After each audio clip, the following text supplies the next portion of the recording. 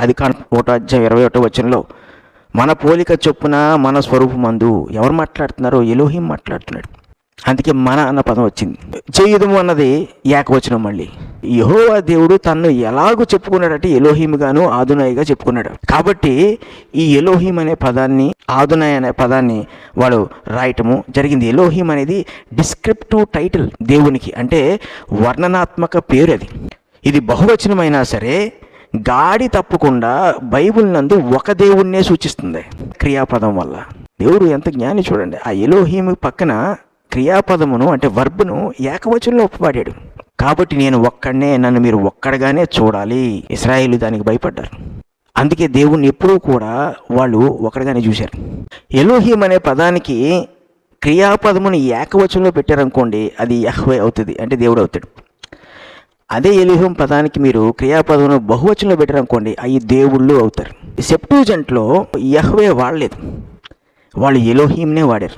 ఎలోహింనే వాడి దానిని ఎలా తీసుకొచ్చారు? థియాస్ అనే పదం ద్వారా దాన్ని వర్ణించారు. అందుకే ఇప్పుడు థియాస్ అనే గ్రీక్ పదం ఏమైందంటే ఎలోహిము. ఎలోహిం అంటే ఆదునాయ్, ఆదునాయ్ అంటే యహ్వే.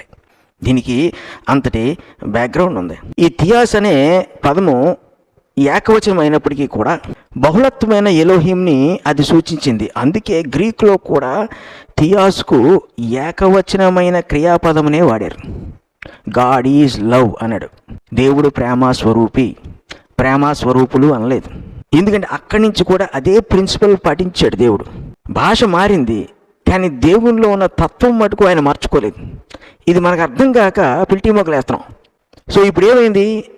ఆదునాయ్ అంటే ప్రభు హెబ్రీలో, గ్రీకులోకి వచ్చేటప్పటికి కురియాసు అంటే ప్రభు. దీనివల్ల కురియాసే ఆదునాయ్ అయ్యి ఆదునాయ్ అంటే ఎలోహిం అని, ఎలోహిం అంటే యాహ్వే అని వచ్చింది. ఇక్కడ ఇంకొక సంగతి మనం గ్రామాటికల్గా ఆలోచన చేయాలి. ఏంటంటే గ్రీకీయులు థియాస్ అనే పదాన్ని వాడినప్పుడు వాళ్ళు బహుళత్వమైన దేవుళ్ళకి వాడేవారు ఆ పదాన్ని. అయితే వాళ్ళు ఏం చేసేవారు అంటే క్రియాపదమును కూడా బహువచనంలోనే వాడేవారు. అది గ్రీకీయులు చేసిన పని అది. కానీ దేవుడు క్రొత్త నిబంధనలో ఏం చేశాడు తెలుసా? దేవుడు అనే పదము, థియాస్ అనే పదం వాడుచున్నప్పుడు క్రియాపదమును ఏకవచనంలోనే వాడాడు. అందుకే దేవుడు ఆత్మ గనుక అన్నాడు. ఈ ఆదునాయ్ అని ఎందుకు వాడారు? ఆదునాయ్ అనే ప్రభుగా తర్జుమా చేశారు. ఎందుకంటే అది అయామ్ అనే మాటను, అంటే నేను ఉన్నవాడును అన్నాడు కదా, దాన్ని సూచిస్తుంది. అంటే నేను ఉన్నవాడును అన్న వ్యక్తికి నమస్కారము చేయుట, ఆయన పూజ్యనీయుడు అని తెలుపుట. ఏంటి ఆదునాయ్ అంటే అర్థం ఏంటంటే దేవునికి నమస్కారము చెయ్యాలి, ఆయన పూజ్యనీయుడు అని చెప్పడం.